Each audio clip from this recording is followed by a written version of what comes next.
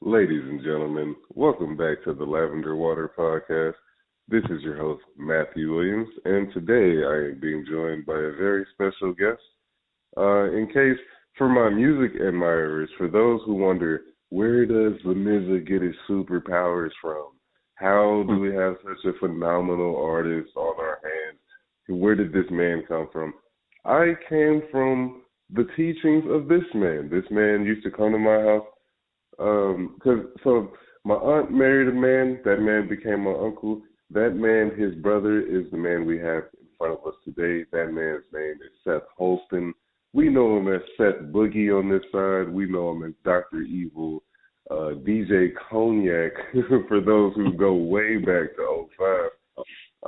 He taught me how to beat flip samples. He taught me the goings of a digital audio workstation. He's taught me a lot of life lessons. Give it up for my uncle, Seth Holston. Thank you. You are far too kind, my man. Far too kind. Hey, I do it for the people. How you been? I've been well. Today's a special day. It's my birthday today, so I'm feeling extra good today. Happy birthday. This is not coming out till September. His birthday was back in May. But hey, it's always a celebration. Always. How are you doing? Hey man, I'm trying to find my way. Staying hopeful in chaos and just pushing every single day. I hear you. I hear you. So the reason I asked you to come speak today, I just love your testimony, your path to finding God, your path to finding salvation, and being saved.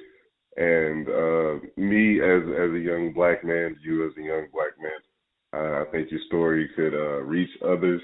I think you can inspire others to get on the right path before it's too late. Not even saying that you were on a wrong path back then, but just you straighten your direction, and it's beautiful to see today. So I just want you to go through and touch on some key parts of the journey and where you are now.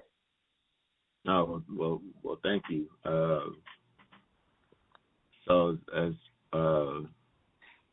when I was a kid, like my grandmother used to hold church at her house, and she passed away in October of 2021. And R.I.P. For sure. And I would hear stories about what through as far as ministry and things like that, decades ago, like when my mom was a kid, and she used to hold church, and she held church in her house for decades. First it was a community thing, and then it became more family oriented. And me being a kid, I try to focus, but I had the attention of a gnat, basically. So I couldn't hold on to much, or at least I didn't think I could. But something certainly stuck with me, and from the time I was, I'll say, of decision making age, which is pretty young, I've always had this kind of tug of war. Right. There were the teachings, there were the biblical teachings that I got every week for a couple of hours at church. And then there was school, which was polar opposite to that. Right. And, aside from identity issues coming from, like, my parents splitting up, and, everything being opposite as far as, like, my mom's side was God first, God first, God first. Right. My dad, not so much. I mean, I'm not going to say they weren't, but there really wasn't much talk about it, you know. Right. And I don't remember my dad ever taking me to a church service after the divorce, you know. So that's how that went. But there was always this tug of war, and it came to a head around the time I was 16, 17 years old. I started wilding out and left home foolishly. And I mean, I basically was able to live like how I wanted to live for, I think it was a period of like 8 or 9 months. It was most of the school year, most of my senior year of high school. I almost didn't graduate because of it, you know. But I mean, you know, I didn't have a curfew. I was able to go make my own money. So girls started paying me attention for some reason. So it was just, if everything could go wrong, it did. And I ended up, you know, we had a situation at my at the place where I was living, and I had to bounce from there, you know. Right. So I got out of there. My mom took me back in, and at this point in time, my aunt was living with her sister. So I brought up the age 16 because I was real close to one of my cousins at that point in time. We were almost inseparable, and you know, he was an adult when I was 16, so he wasn't trying to live within the limitations of a child, which is totally understandable, you know. Right. He graduated high school. He had friends. He had a job. He's you know, we both grew up in the skateboard culture, so he's living it up, and I had to respect that, you know. So I was left solo for real. Like, I couldn't really relate to my friends at school. They were making progress in their lives, and, you know, having cars and living lives and stuff like that. Here I am still just kind of doing the same thing I was doing when I was a freshman. So, you know. You know, hanging out, playing Nintendo. Yeah, well, I didn't even have that. So I was like, you know, just kind of struggling with like who I was supposed to be, right? Right. And then come back home. By the grace of God, I graduated high school with no issues. I mean, my GPA wasn't the greatest, but that happens. And then afterwards, it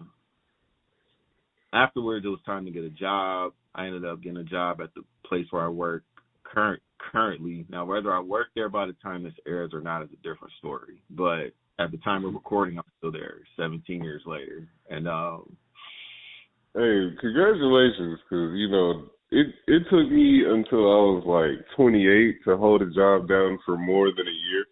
So, like, to have that dedication, in a sense, early on, that's pretty good. We got to give a round of applause for that. Oh, well, thank you. And so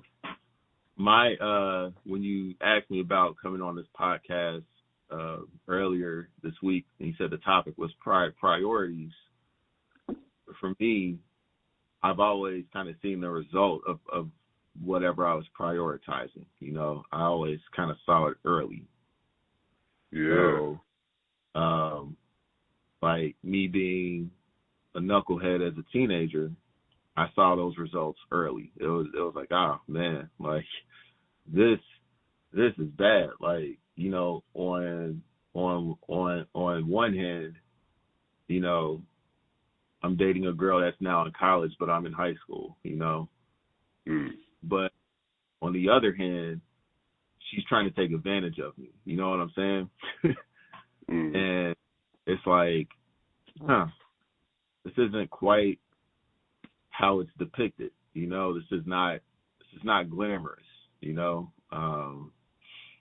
And then not knowing how I was more or less a pawn in the scheme of things, you know, like it wasn't like I was, oh man, Seth is the man in this situation. Like, I went to Walnut Hills. I'm dating a girl from another high school who just graduated, and she's living out of state, and man, it's like, man, Steph's doing crazy stuff right now. Like, it's just kind of mysterious in a way. Like, how are you doing that, or why are you doing that? You know what I'm saying? Like, what's the logic?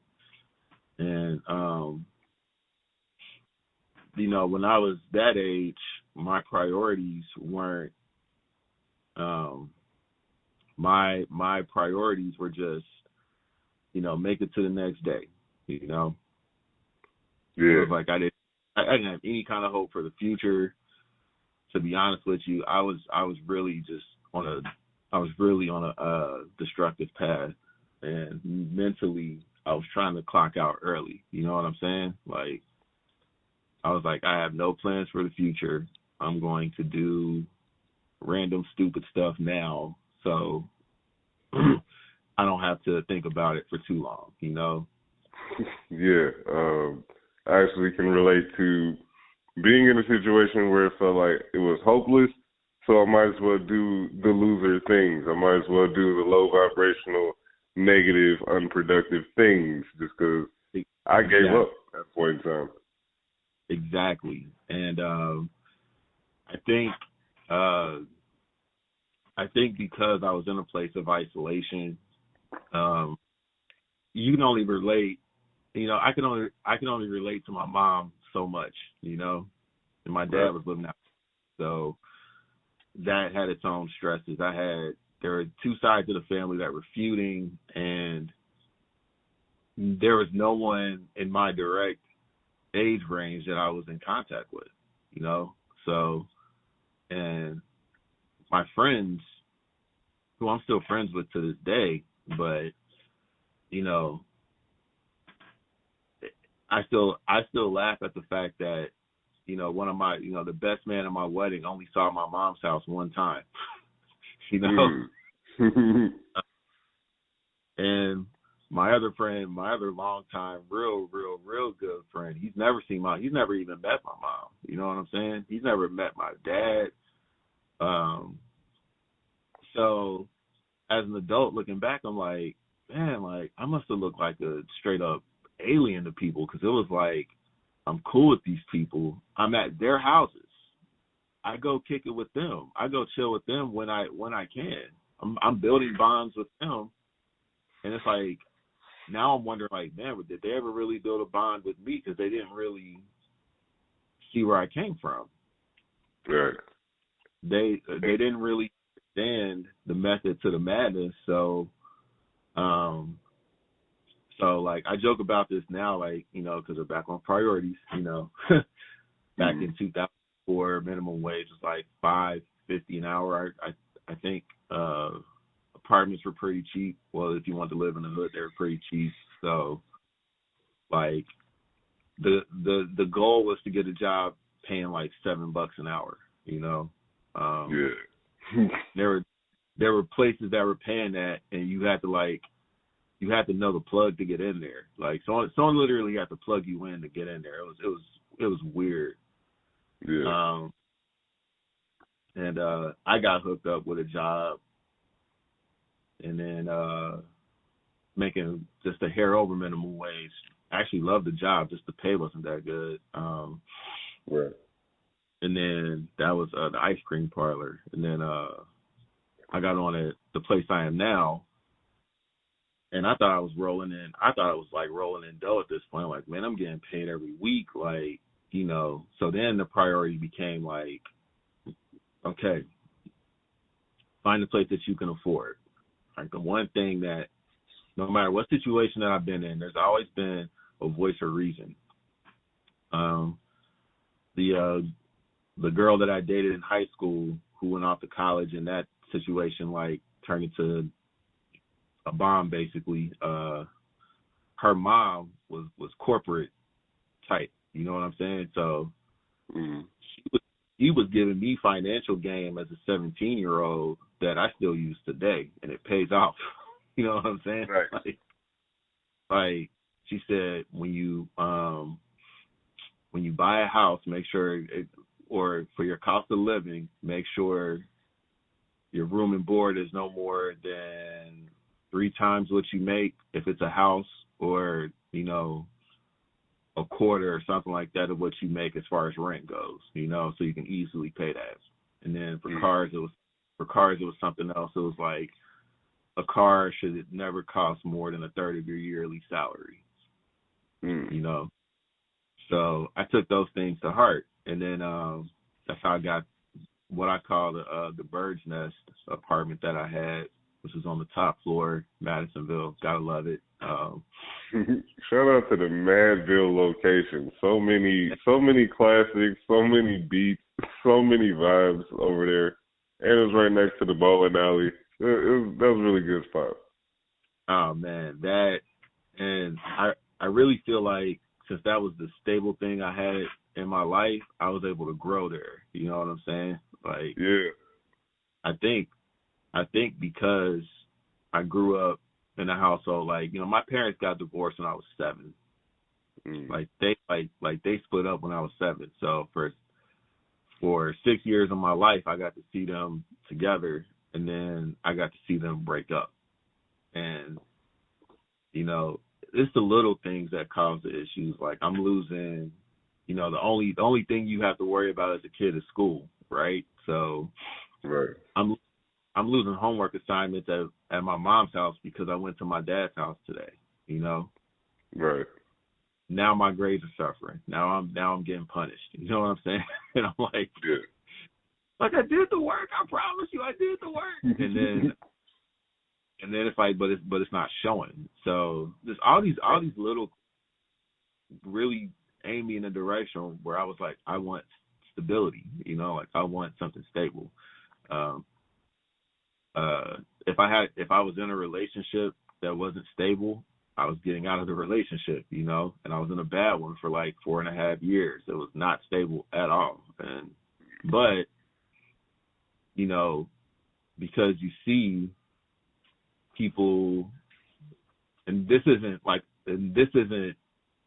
necessarily talking about like my brother and sister-in-law, but it's like everyone else around me having babies early, shacking up, getting married early. I thought that's just what you know.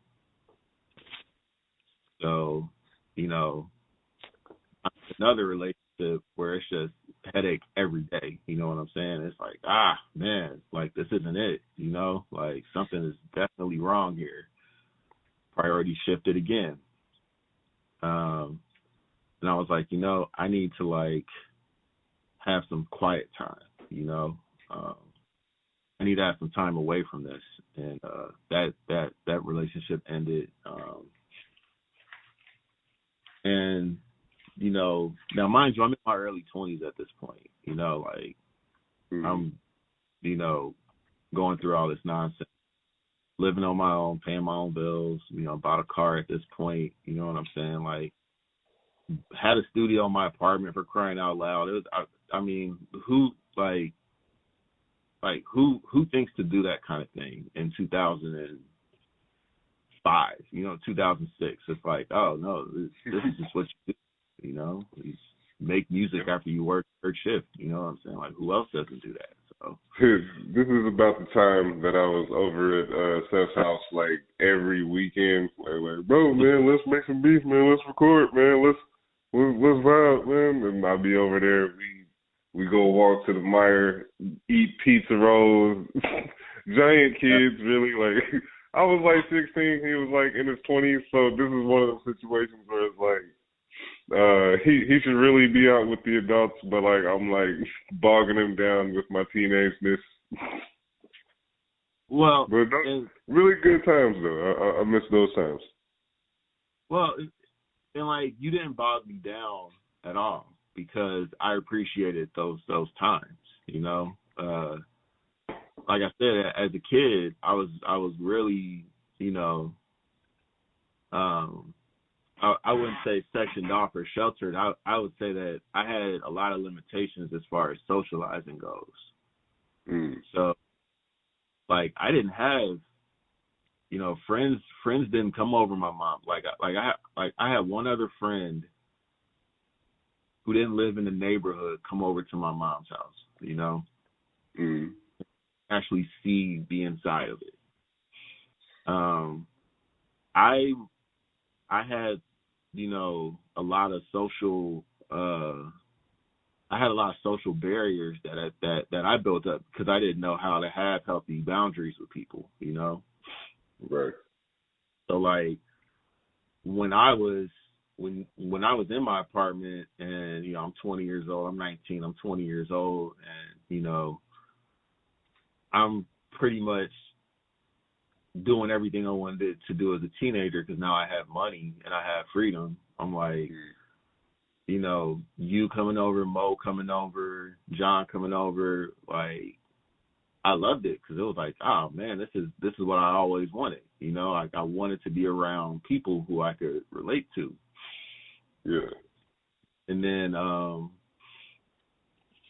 after years of losing touch with what I actually wanted to do, there's the thing you're passionate about, and then there's just like the base level thing that you want to do as a human, you know?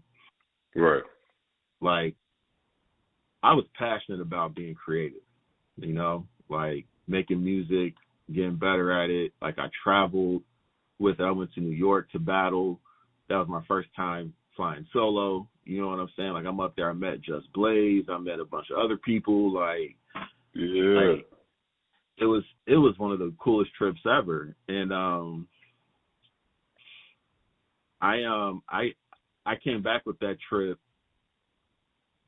Like I came back from that trip knowing I had to make a decision, and it was a tough one.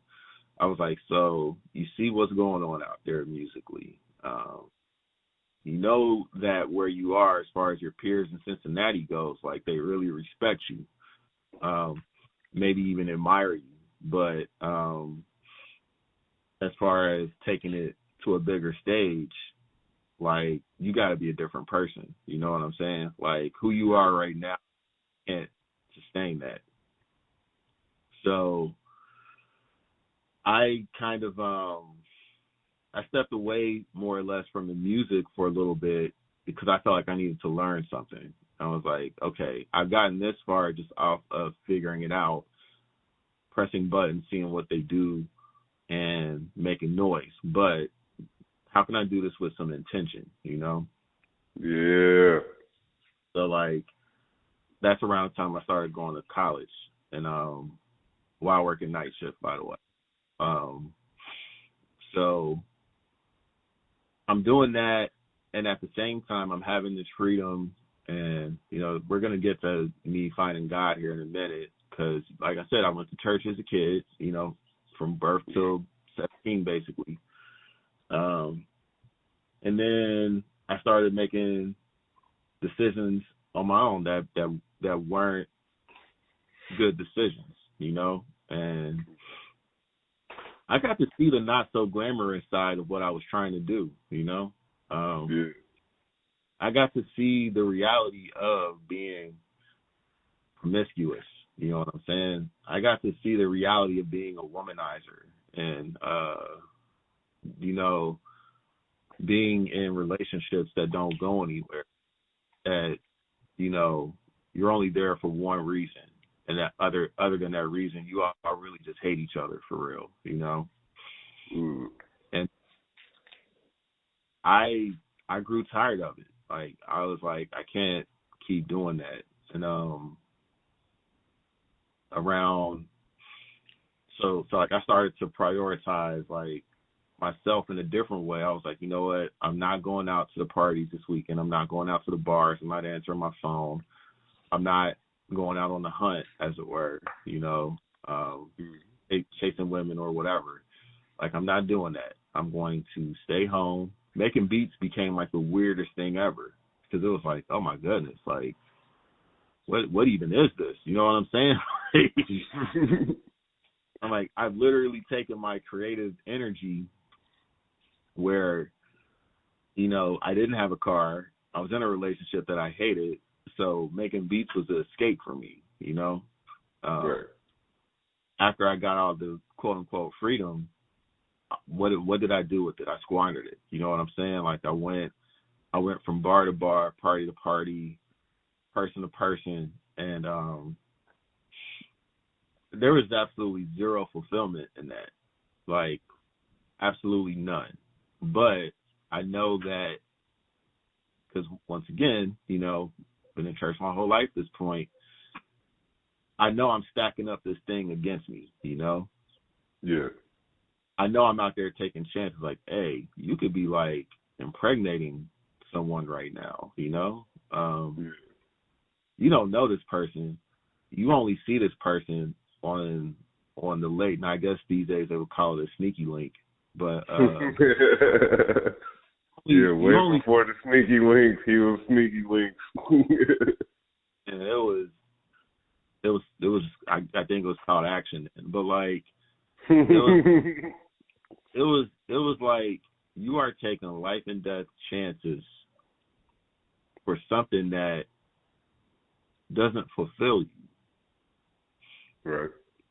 Like you are literally, because like mind you, while I'm out there sowing my wild oats, I'm like hanging my head low, going to the clinic, getting tested, making sure I'm not, you know, catching a big one. You know what I'm saying? So like all these things are going on in my head, and you know, it's a strange thing to get used to that because at one point in your life it's like, man, how do guys get women, you know? And then the question goes from how do guys get women to, man, why am I prioritizing this? You know what I'm saying? Like, it's a trap, man. It's a trap. Yeah. I know firsthand with my experience is like coming up around dudes that don't really know anything about women, and then the dudes who are really good with women, it becomes this game. It's like, oh, you ain't smashed. Oh, you get no girl. You know what I'm saying? So it's like, I remember as young as being like 16, 17, my friends is like already losing their virginities, and then it's this whole big deal that I'm still a virgin and stuff like that. So it's like, in a sense, I was kind of like peer pressured into going out and having sex with someone that I didn't even care about, that doesn't care about me, you know what I'm saying? And, you know, ruining a special moment for the sake of your friends to be like, oh, he did that. Like, who cares? Like, young men out there, like, they might laugh, they may make fun, but hey, stay healthy. keep your energy, keep your soul clean, keep your STDs negative, you know what I'm saying? Like, who cares what your friends say? Right. And you hit on something, the whole peer pressure component of it. And I'm not going to put everything on that because we all make our own decisions, right? I certainly made mine. But when the peers aren't there anymore, you know, and I know I've shared this with you before, like back in those days, having coworkers who would, this is when cell phones got video recording capabilities on them. That was the thing to do. Like that was, well, not the thing to do for everyone. That was something that some people did, and they would come back and share their conquests with their peers. And it was a weird thing because, like, you know, on one hand, because once again, you think that it's hard to engage in sin because, you know, kind of sheltered from it at one point. You know what I'm saying? Mm-hmm. And then it's like you walk through the door and say, oh, snap, how do I get out of here? But right. But like at one point it was the thing, and you kind of see, like, you know, I'm 18, seeing guys who are, you know, 15, 20 years older than me living like this, you know? Mm-hmm. And I'm like, shoot, is that what I have to look forward to? Just kind of, you know, go from relationship to relationship, creep around, and you know what I'm saying? It just didn't seem all that appealing to me. And around the time I got to a point, I was like 24. Like I got to a point where I was like, you know what? I'm done. You know, like And I don't want to.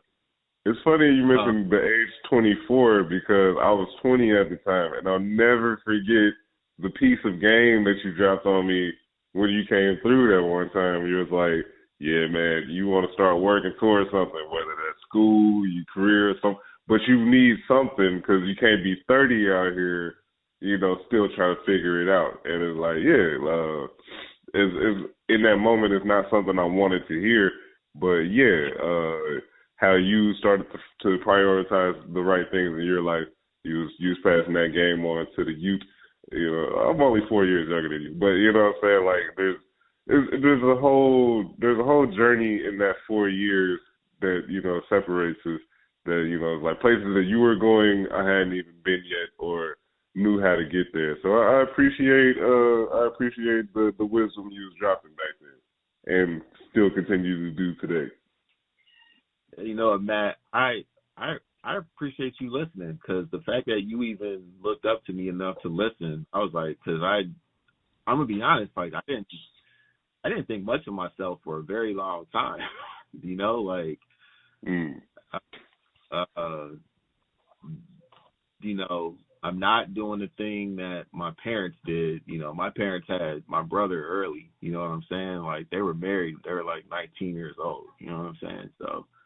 Yeah. I'm in my 20s, like, man, I guess it's not gonna happen for me. You know what I'm saying? And then, you know, not wanting to. So, like, to sum up my priorities at that point in my life, it was pretty simple. You know, it was to not be homeless and to not go into debt. You know what I'm saying? Like, so me being at the job as long as I've been there, it's largely a function of like, okay, I've had side hustles. I've had a lot of side hustles, but one thing I'm not going to be doing is going back home to live at home, you know? Right.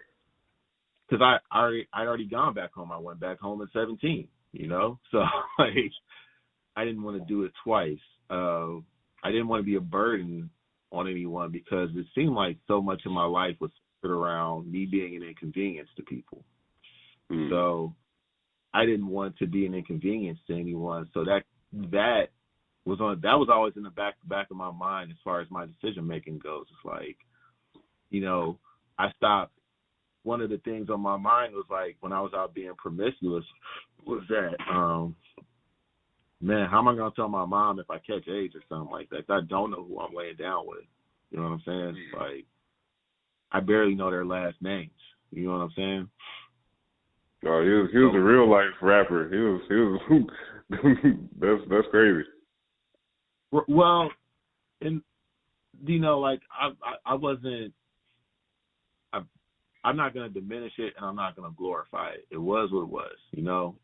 But the lifestyle that I was living was like, you know what? I'm a blip on the radar out here. I am literally playing Russian roulette in the worst way possible because I'm gonna have to die slow if I get it wrong, you know.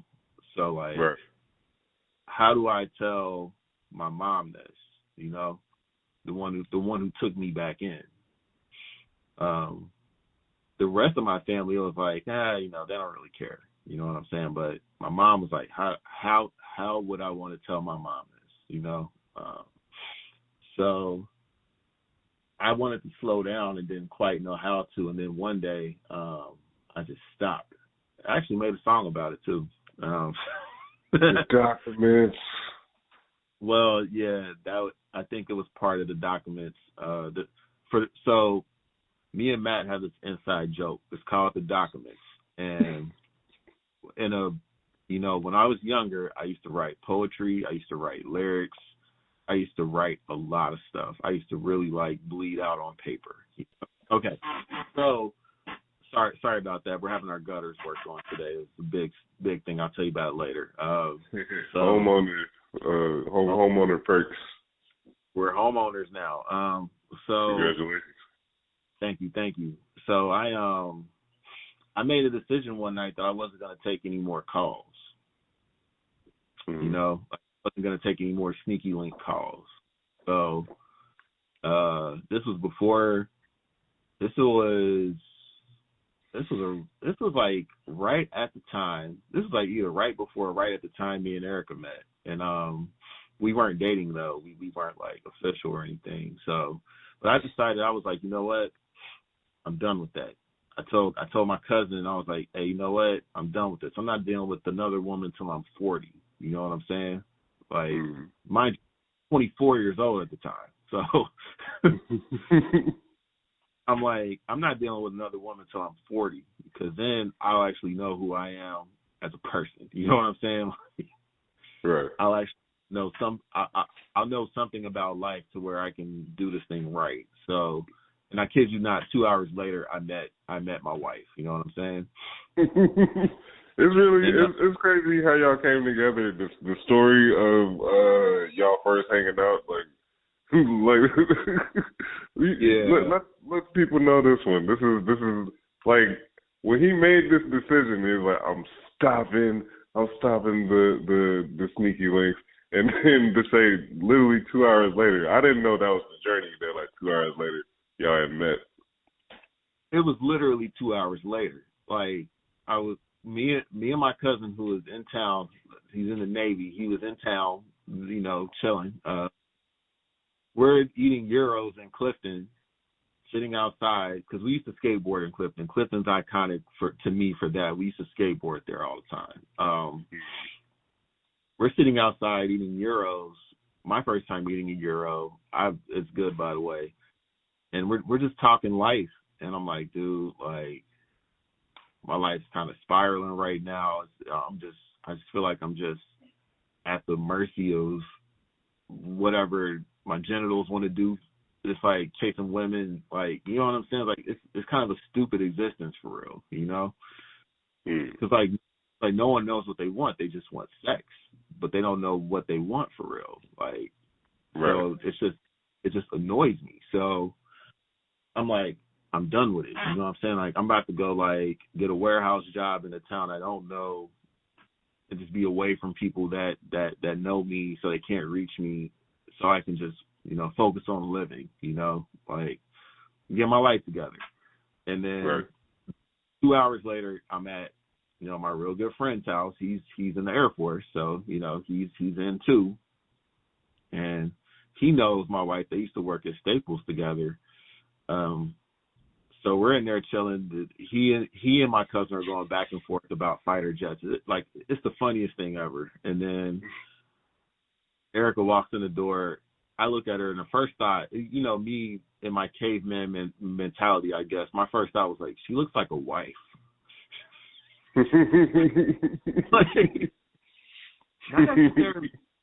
Not necessarily my wife, but she was giving off wife-like aura, and I was like, wow, what is that? So, I mean, apparently we ended up talking for the rest of the night. Like, apparently I paid no one else any attention. I even moved the guy off the couch who was sitting next to her. I was like, dude, you gotta bounce. Like, and like, not even outside stuff, but just like, dude, you're like getting in the way here. Like, I need you to not do that. So, and it was all respectful. So we ended up exchanging information, and let me tell you how fly I thought I was. Since I was still working night shift, she was working day shift, like people should do. I would go up to her job at lunch and have lunch with her, because it was her midday was my midnight, but I could still function. Yeah. So I go have lunch with her. I call FTD Flowers and have them send flowers to her desk. Hey, shout out to FTD Flowers. They really do it. Like, they make people feel special.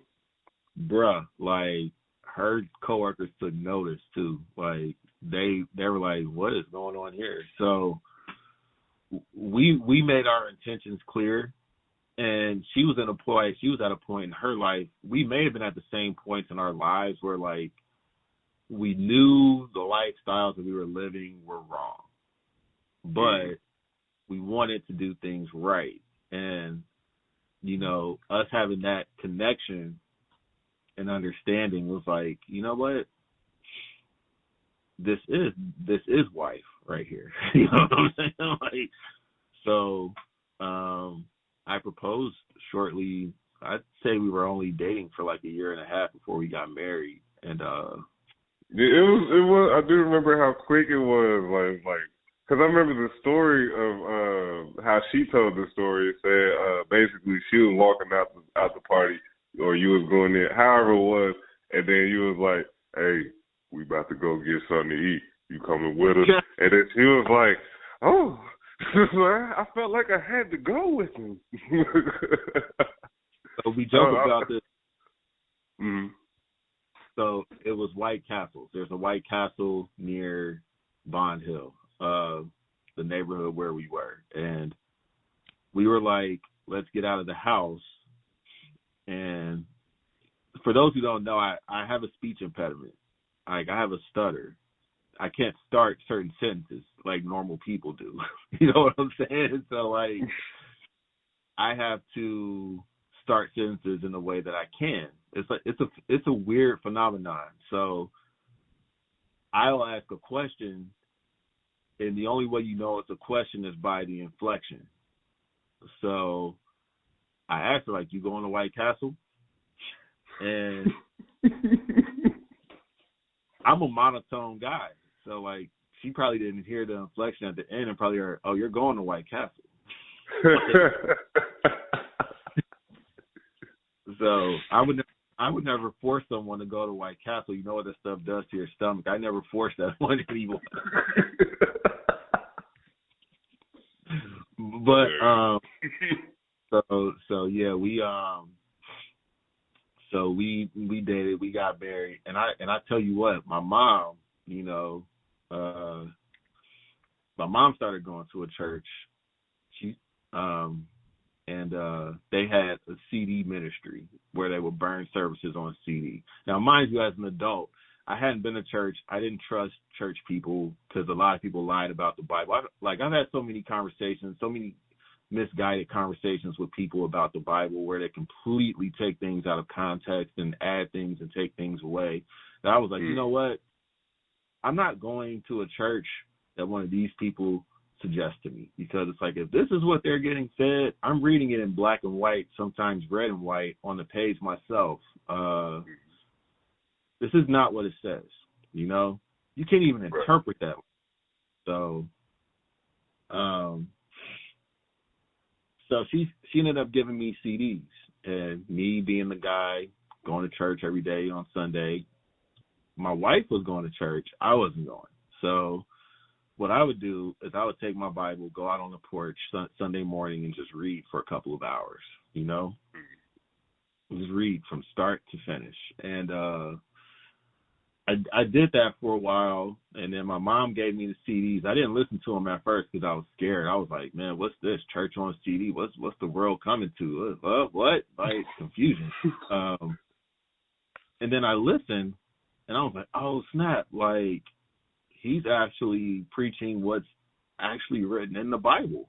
I'm like, what? People do that? That is weird. That's crazy, right? So I listened to that.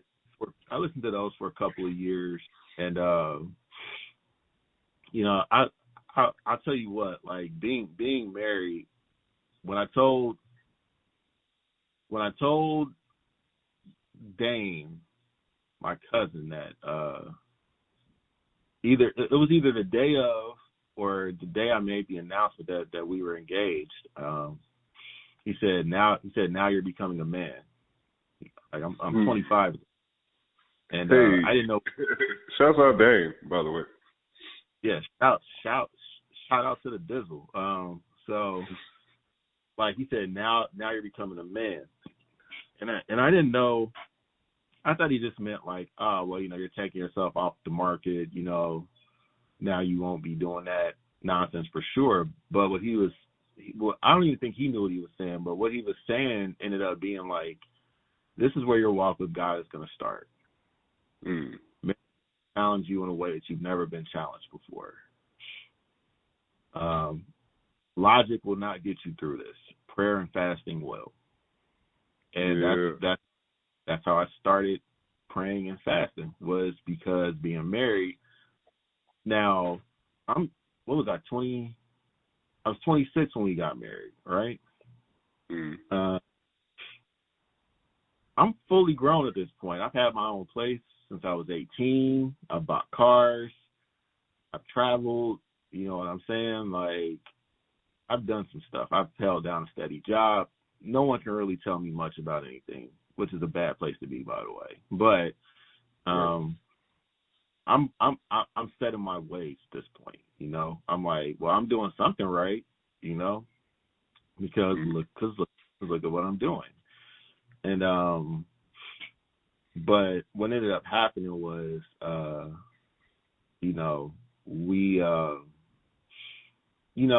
we butted heads a lot in the beginning. Me and my wife did, just clashes, culture clashes, and things of that nature.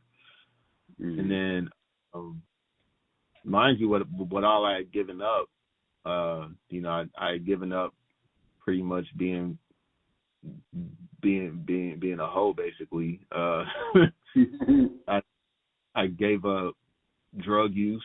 I gave up, heavy alcohol use at that point. So I was using all that to cope. I gave up, the pornography and all that stuff. All the feel good things, all the things that kind of numb you, right? So I've given all those up, and things were going well. Then we get pregnant, and we knew it was going to be an issue going into it, but we were like, you know what?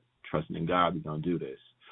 So we get pregnant. It's a high-risk pregnancy, and we end up losing our daughter, right? Late enough then. For the record, just because I've experienced miscarriage as well, and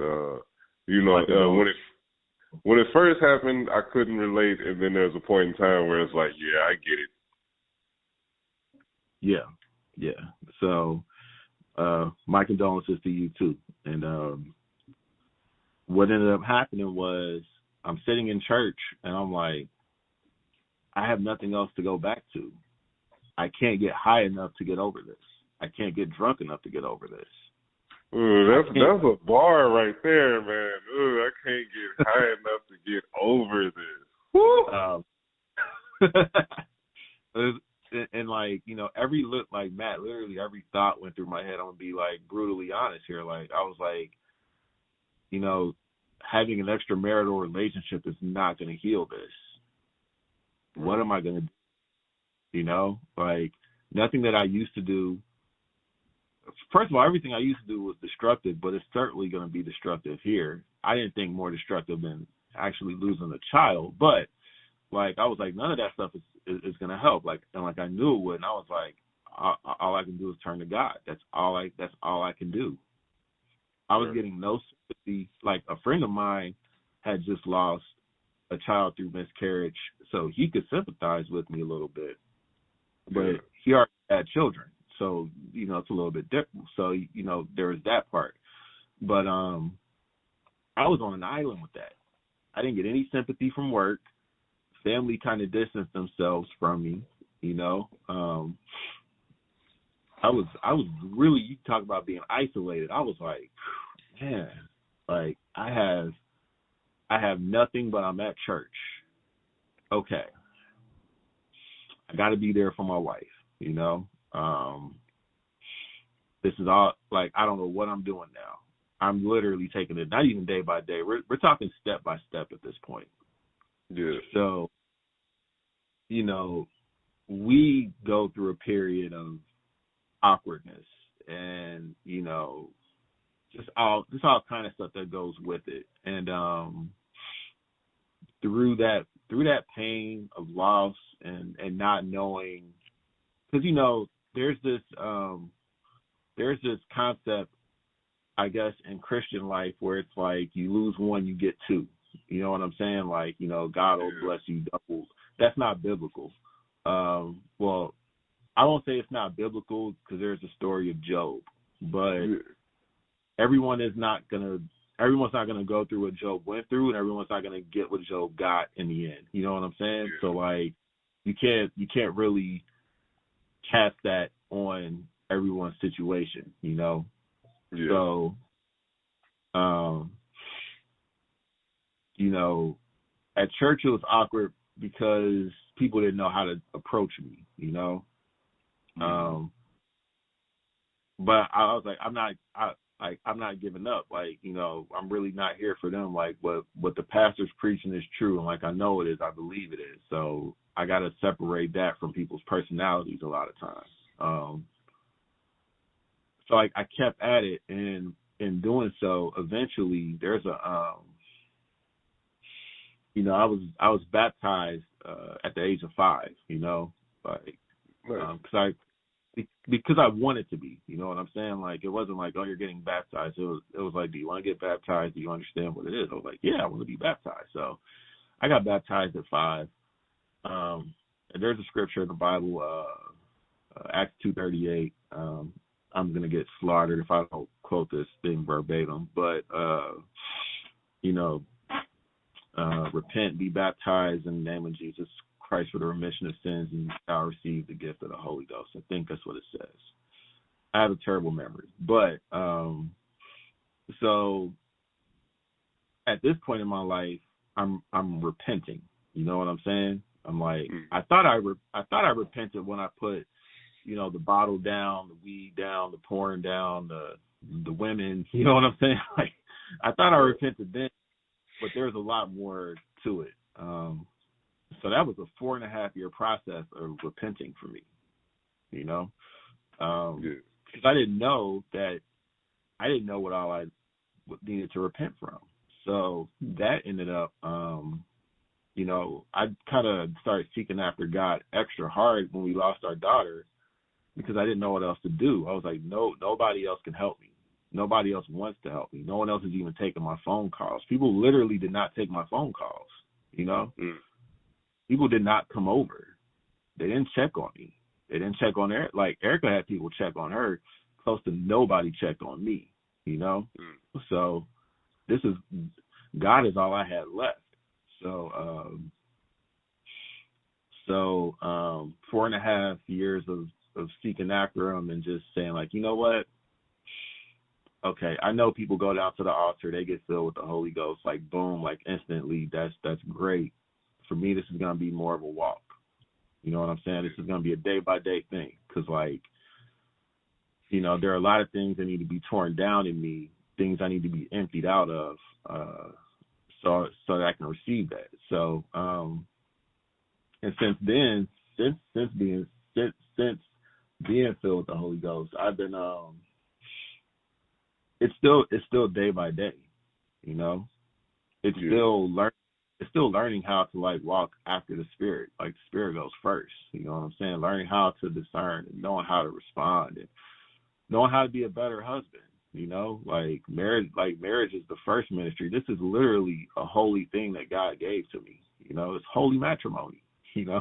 So I know, like, it gets diminished in culture, like, oh, it's holy matrimony, but it's like, no, it's holy matrimony. You know, this is a good thing. Good meaning it's going to work out for your good, not necessarily for your comfort.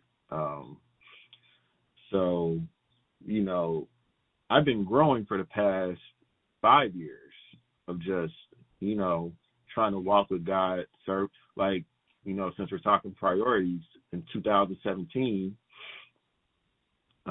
And I don't know how much time we have, and I know I'm talking a lot. I'm so sorry. Oh man, you're good. We'll probably be dwindling it down, but like, there's no time limit. There's like, it's healthy discussion.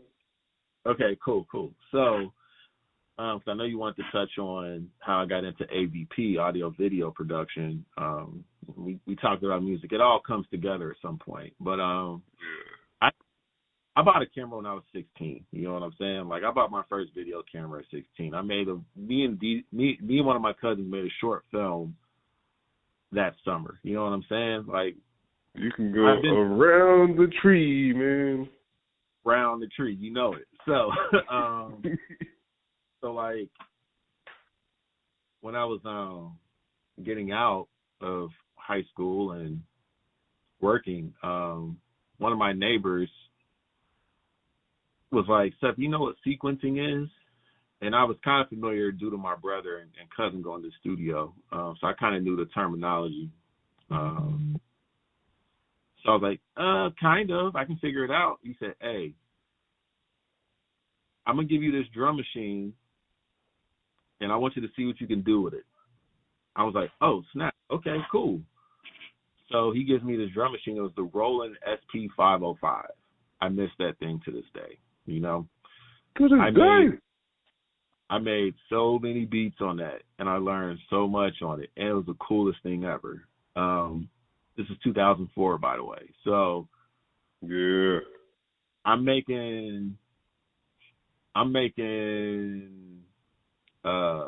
chopped up the Wu samples on that, right? So before I heard Supreme Clientele, that's what I chopped those on. So because I remember you saying, like, I chopped up Supreme Clientele. I had no clue what you were talking about. Yeah. Shouts out Ghostface. Ghostface, yeah. So, like, he gave me that, and I thought my path in life was going to be that of a music producer. And it just so happened that a friend in high school knew of a studio called Clear Noise, which was right next to the old SCPA, where they were having a listening party for a mixtape, and I got invited to it. And I was like, I'm going to go down to this thing. I go down there, people introduce themselves, and, you know, there's Tino, there's this other guy, and then there's this guy named Cheese. And I'm like, Cheese? Like Cheese Coney Cheese? Like, for those in Cincinnati, legendary dude named Cheese, Sleazy Cheese, Cheese Coney, whatever you want to call him. But my brother and cousin looked up to him a lot. He was like the guy, you know what I'm saying? He was like the man when it came to production. And the fact that he had I say he was like the Jay Dilla of Cincinnati. Like, he just had that air about him. Yeah. And so I took a card, and I go back, and I'm messing with these samples. I'm making beats. I've been making beats since I was like 15, by the way, you know, in some way, shape, or form. I've always, you know, before I even knew what a Fruity Loops was, before I even knew what a Pro Tools or Reasons was, I used to use, okay, I'm taking it back way far. Back in the good old days, you bought a computer, and sometimes it did not come with a CD burner. So you have to buy a burner, right? Yeah. CD burner came with audio editing software on there, one in particular called Nero. And what Nero will let you do is record a wave file, and then it will let you bounce it and then stack it, meaning you will record it, save it, play it back, and record something over it. It was a really archaic way of stacking and multi-track recording. So I was doing that. I had to be 14 or 15, right? So I'm doing that in Wisconsin at my dad's house, by the way. So I came back to Cincinnati with my first beat pack. Like, yeah, I'm on. You feel me? But so, like, I take this drum machine, and I get down with it, you know. My cousin buys the MPC 1000, and he's getting down with it. I'm showing him things on the MPC based off what I learned on what I had. And so all of us are just, you know, my brother, he's like the Isaac Asimov of music making. Like, this dude is otherworldly. So I'm like trying to catch up, Sylvester, by the way. Sylvester, Like, so I'm trying to catch up with him. I'm like, he's doing this other stuff. I'm like, other stuff, right? So we're all in it at this point. And then I show you the 505. So I'm like, well, this is what I'm doing. Like, I'll never forget this experience. Like, this man really made me look at, like, there's a life beyond what you are doing. And so the story was, I had MTV Music Generator 3 on Xbox, and this game, it lets you make beats and all that. So I'm like showcasing this beat that I made that I think, like, bro, it doesn't get any better than this for me. And then he comes through with his MPC. He takes out the audio cords from the TV from the game, plugs them to his MPC, samples my beat, makes my beat sound 1 billion times better, and everyone's going crazy for what he did to my beat. I'm just like, oh wow, wow.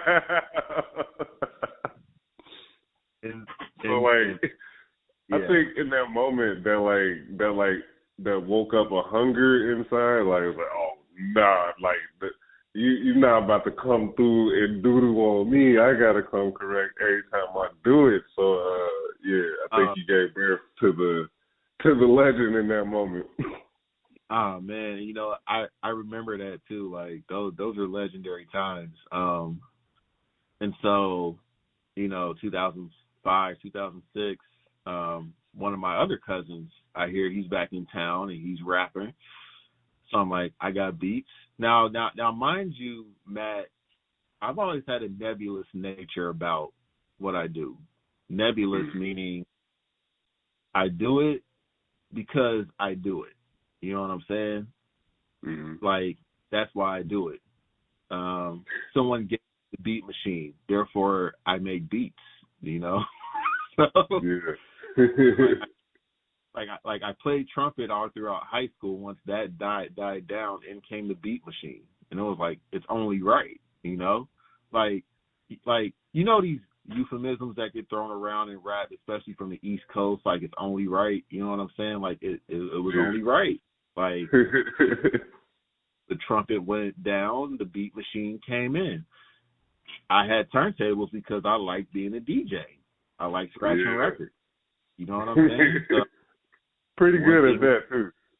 Thank you. One thing led to another, and I'm scratching records on top of drum breaks in my bedroom at my mom's house. She's probably happy that I'm doing it, and to show you how much she held me down, she bought me for my 18th birthday. Now, mind you, we didn't come from money. You know what I'm saying? There was no you know, to some we had luxuries. To others, it was like I couldn't do it. I didn't even have a door on my bedroom for a while. You know what I'm saying? So it was crazy. But she bought me. This was back in turntable days. So Shure, the company that makes microphones, they made these turntable cartridges that were specifically built for what was called turntablism, beat juggling, and scratching. They were Shure M447s, I want to say. My mom bought me 2 of those because I had 2 turntables. She held it down. She went out of town for work and came back with records. You know what I'm saying? For me to sample. She said, I thought you might like these. I was like, oh my goodness, Mom. So I think she really liked the fact that I was involved in it. And so it seemed like it was only the right thing to do for me to keep doing it. And when Mo came around and he had aspirations of rapping, I had beats that I had made. At this point, you know, like I had made a little bit of money. This was before I don't even think I had a bank account at this. I think I did, but I saved up $1,500 in cash. After I moved out, I saved up $1,500 in cash. I'm like, I'm gonna buy a keyboard workstation and some speakers. I'm gonna make beats, but I'm gonna step it up because I had to give the drum machine back to Phil. So Dane picks me up. I got $1,500 in my pocket, spilling out because it's in 5s, 1s, and 10s. I call up Guitar Center like, hey, I got $1,500. I want this Yamaha motif and these M-Audio BX5 speakers, right? Yeah. Concept of taxes was completely out the window. So I'm like, he says, yeah, we can do the deal. So I go up there. He says, show me the money. I lay the money out on the table. He says, let's do it. So I go home with the keyboard. I didn't even have an instruction manual with it. I made a beat on it that night. You know what I'm saying? Like, I was hungry. And I just thought it was what you did. That was like, oh, man, that may have been one of the best experiences I had as a young adult, was doing that. There was a profile picture I made of me sleeping in bed with the keyboard. Like, that was really neat. Like, the keyboard was right across from my bed. I would wake up, put an idea down, and go back to sleep. So it was crazy. And I thought that's just how I was supposed to live. I thought I would get discovered eventually and then just blow up, and, you know, I would replace Dr. Dre at some point in my life, you know. It was very possible. Dr. Cognac, yeah, DJ Cognac, Dr. Evil, yeah. Those were the days. So I end up, now, you know, we get into 2008, 2009, and I'm making short films again with my guy Postman and his crew, and he keeps asking me to do stuff I don't know how to do. He's like, can you edit video? I'm like, well, if it's anything like editing audio, then I can. He didn't understand what I was saying, but we jumped on it anyway. And I was like, you know what? I should go to school and learn what I'm doing so I can help the team out. This was not to get a career. This was to help the team out, you know? Right. So 2008, I decided, you know what? I want to get into an audio video production program so I can learn how to do this editing thing that I keep getting asked to do. So it was really just to help out Postman and his team win a contest, really, you know? Right. Was it like one of them 48-hour film fests? Yeah, exactly. So, so I start going, and I'm thinking, because I see the studio at school, and I'm like, oh man, I'm about to like get it going for real, you know? Right. And I ended up loving video production more, because this was the first time in my life I was around actual working professionals, right, who wanted to raise up the next generation. So Cincinnati is primarily, like, Cincinnati is a music town if you know who to talk to, but it's primarily a video production town. So that was more of what I was leaning towards. And by the time I got out of school, I was working third shift and going to school in the morning and paying out of pocket. Once again, back to the priorities. I didn't want to be in debt, but I wanted to finish what I started, you know? Right. I didn't want to start going and not finish. So during the course of me going, I actually gave up, you know. Surprise, surprise. I kind of clocked out mentally again. I was like, you know what? I'm this close to being done. Let's just finish this thing out so I can at least get the degree, you know? Right. I'm going to be stuck in the warehouse forever unless I quit. You know what I'm saying? So I finished out. I actually finished out pretty strong. I graduated with like a 3.5, I want to say. I was like, oh, snap. I actually am kind of smart, you know? Every child is born a genius. Oh, man. And thank you. And when I got out, I got exposed to, you know the big thing, priorities and then values in local hip hop.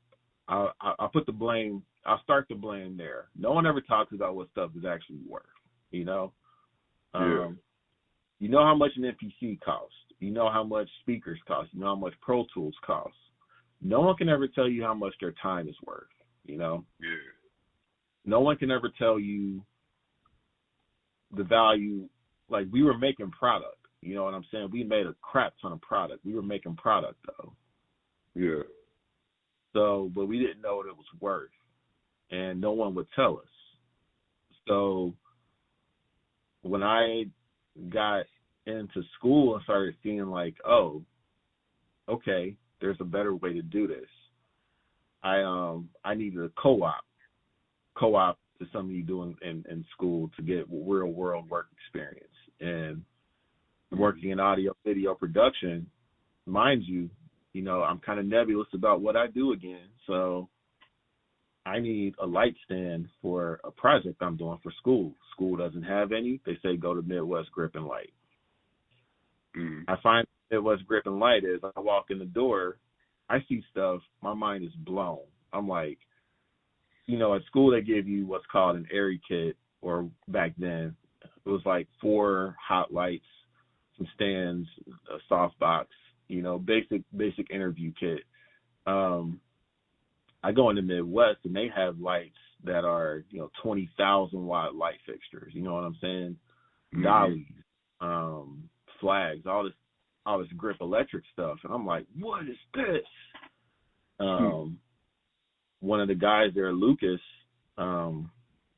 he's like, yeah, what do you need? I'm like, I need a C-stand. He's like, is that all you need? I'm like, that's all I know. And he said, why don't you go to the office, talk with the owner, Bernie? I'm like, oh, okay. I'm nervous, but I'm like, I'm not going home. I'm talking to Bernie. So I talked to Bernie. Turns out me and Bernie's son went to high school together. We graduated in the same class together, right? My class had like 400 kids, though, so I didn't know him.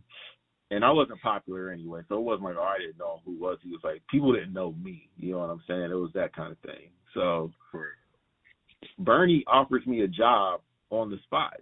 I didn't even apply.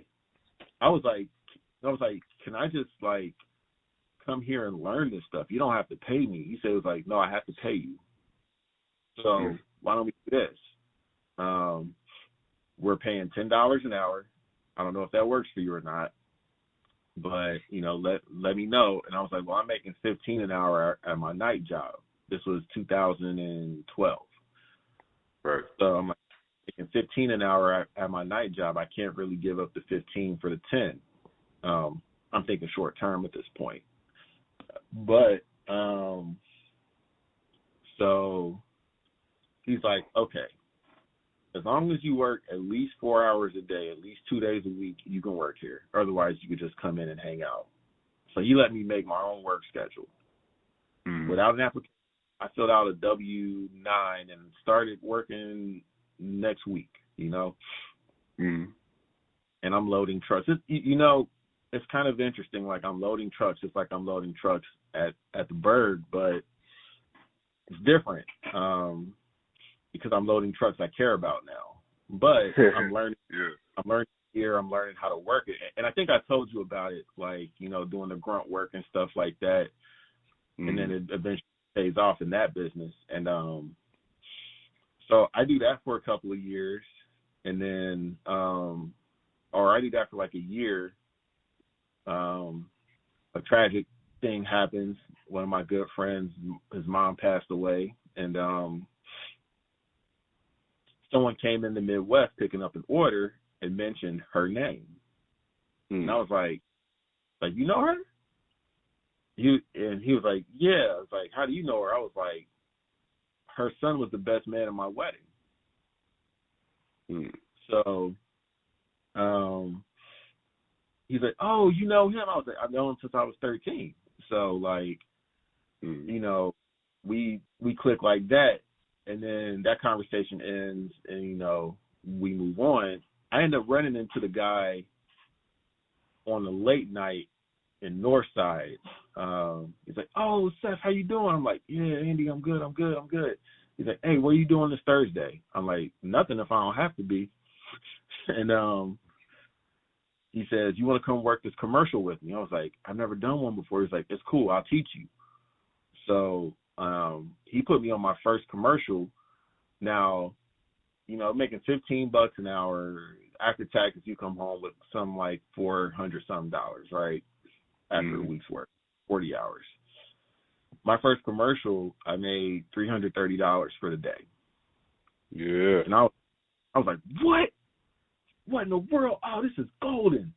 I didn't know anything about freelance then. You don't really control that. You know what I'm saying? So, you don't really tell them when you're going to work. They kind of tell you when you're going to work. So, for me at least. So, I'm getting into the business, and that was the moment that I started learning the actual value of things. Like by learning and by getting paid my actual value. Yeah. So, after that, music really took a back seat because music was, one of my real good friends, Tino, he told me that, hey, in the music business, most of the money is made by people buying musical equipment. Like, that's when I learned the actual value of time. I got paid more doing that than what I ever did for a beat, for studio time, for any of that. And I didn't have to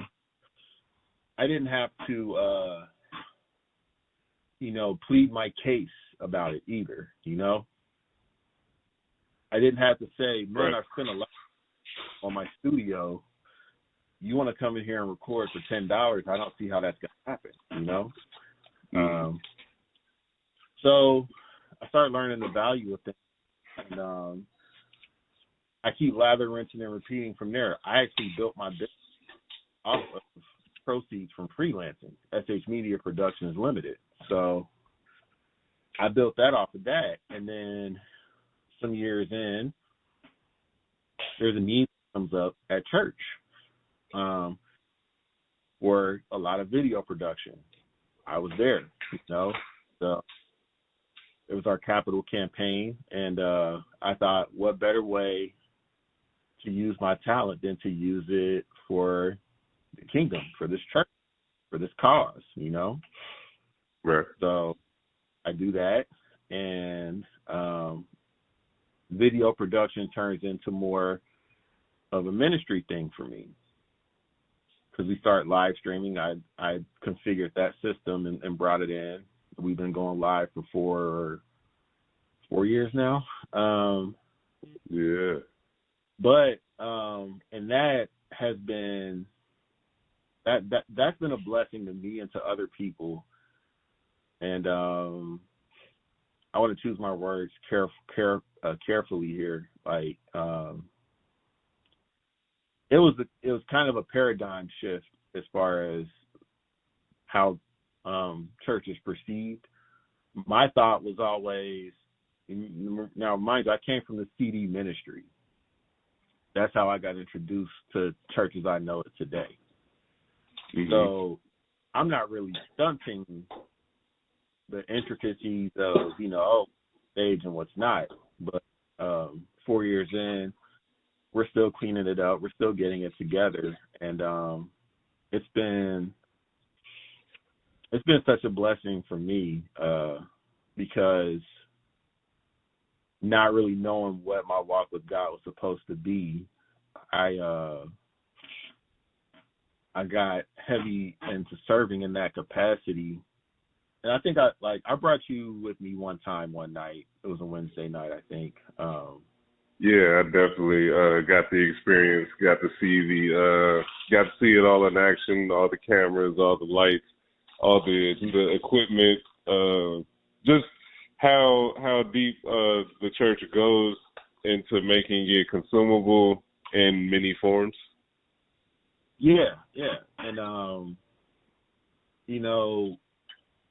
that's had its ups and downs, mostly ups. But I'll say this, that was 2018 when we started going live. When the pandemic hit and everything was shut down in 2020, we were already there. Yeah. Like, we were already set to go. All we had to do was say, we're going to come in to do it. And I often joke with people like, you know what? I didn't miss I didn't miss a service at all. I was the one doing the recording. Me and a couple other people were doing the recording. So like, I got one-on-one time with my pastor, which is very important, by the way. I got one-on-one time with him, with other members of our pastoral team, with other people who serve in the media ministries, and we got to know each other, and we got to learn from each other, and we got to see each other grow. And you know, I came out of that. I know I glossed over some stuff, but that was a really big pivotal moment for me, because I came out of that with the understanding that, you know, serving isn't going to save you. You know what I'm saying? Like, volunteering all of your time, working yourself to the bone isn't going to be what saves you. You have to be there. I know it's probably not like popular speak, but God does move, and God does move in church services, you know, especially where his presence is invited in. There's a formula to that. There's a way to do that, and we do that. And, you know, I got to experience God in many different ways,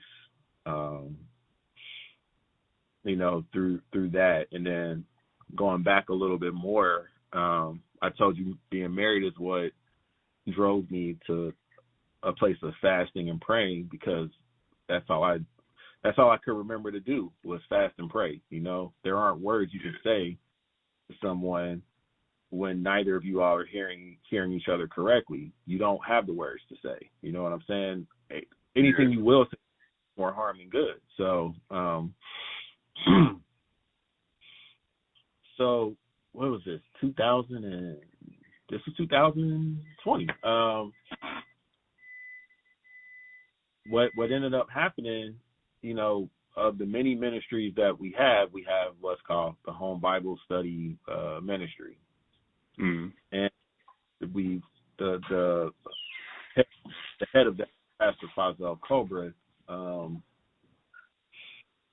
he called for us to do what's called a Daniel fast. That's 21 days of consecration, where you don't eat any bread, you don't eat any sugar, any added sugar, you don't eat any meats, you don't have any caffeine. You're basically on fruit, vegetables, water, and whole grains, whatever you can do with that, you know. All right, that is definitely the Daniel fast. I just read the story of Shadrach, Meshach, and Abednego. I'm trying to say it, but the speech impediment stopped me. It's Abednego. Abednego, there you go. But yeah, I just read that story because like a couple months ago, I randomly woke up and I just said the name Shadrach, and I was like, where did that come from? So I read the story, and for those who don't know, long story short, these three men, they were captured by the Babylonian king, Nebuchadnezzar, and he basically wanted them to conform to his ways. They said no. There was a point in time where they were imprisoned, and Daniel was talking to the guard, hey, let us just eat vegetables and drink water, because we don't want to eat your undrained meats. And dude was like, man, I don't know about that. I don't know. So they did 10 days of vegetables and water, and they looked way more healthy than the guys who were eating the meat. And it came to a point in time they needed to bow to Nebuchadnezzar's idol, and they wouldn't do it. So he threatened to burn them. And through their faith in God, they said, whether God saves us right now or not, just know we'll never bow down to your fake idols. So the furnace was turned on. They weren't consumed by the fire because God sent angels to protect them. The men who were creating the fire were burnt and, killed.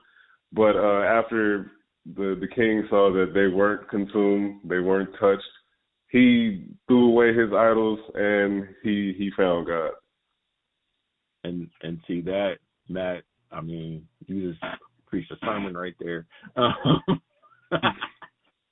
But yeah, that is, you know, that is one of the many encounters that Daniel had, and I thank you for telling that, because if there was ever a time in life where, you know, bow or else, dance to our rhythms or else, conform to our ways or else, I mean, we've been living in those days, but as adults, we see it for what it is. You know, like, for me, I see it for what it is. You know what I'm saying? And like, I know you do too. But so yeah, like we and I suggest, you know, everyone read that. You know what I'm saying? Everyone read that. But yeah, so we went on a Daniel fast, 21-day fast, and mind you, me and Erica weren't enemies at this. We weren't like enemies. We weren't seeing eye to eye. We weren't really getting along all that well. You know, we were married, but not, you know, not fruitfully so. You know what I'm saying? And Pastor Fazel was like, we're gonna do this Daniel fast, and you know, 21 days. Now he's a vet many times over, so to him it's like, oh, just doing a Daniel fast, right? It's important. It's powerful. I've never done one. I've always done, like, you know, a day here, half a day here, you know, whatever I felt led to do. And I invited Erica to go on this fast with us. She wasn't directly involved in that ministry, by the way, but she did.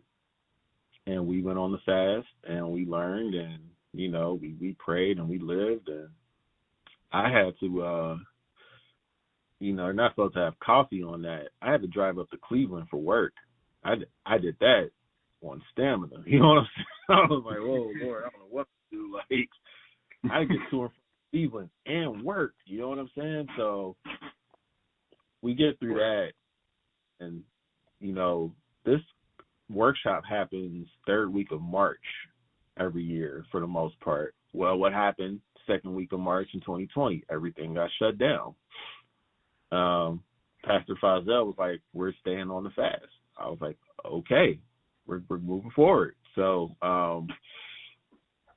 we get through with it. The workshop doesn't happen, but something miraculous happens with us.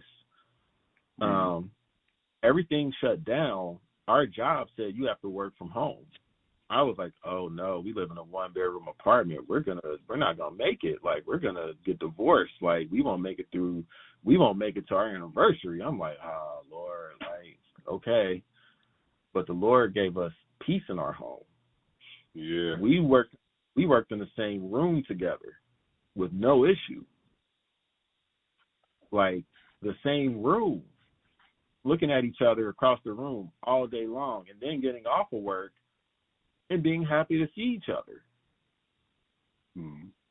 I had never experienced that before.